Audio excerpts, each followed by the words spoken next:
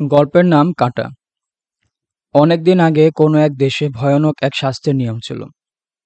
অপরাধীদের ক্ষুধার্ত সিংহের সামনে ফেলে দেওয়া হতো, আর লোকেরা সেই বীভৎস দৃশ্য দেখার জন্য ভিড় জমাতো।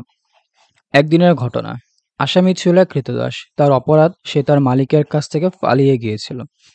তাই উঁচু দেয়াল দিয়ে ঘেরা একটি মাঠে তাকে ফেলে দেওয়া হলো, আর একটি ক্ষুধার্ত সিংহকেও ওই মাঠে ছেড়ে দেওয়া হলো।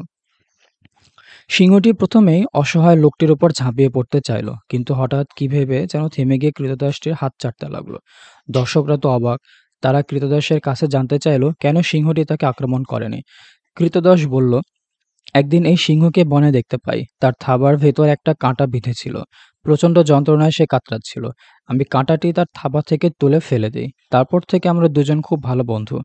ঘটনাটি শুনে দর্শকরা খুবই অভিভূত হলো। তারা ক্রীতদাস এবং সিংহটিকে মুক্ত করে দিল।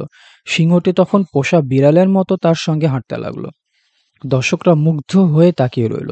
আমাদের নবী রাসূল সাল্লাল্লাহু আলাইহি ওয়াসাল্লাম কত সুন্দর বলেছেন, দয়ালু মানুষদের পরম দয়ালু আল্লাহ দয়া করেন। জমিনে যারা আছে তোমরা তাদের দয়া করো, তাহলে আসমানে যিনি আছেন তিনি তোমাদের দয়া করবেন। তিরমিজি শরীফ।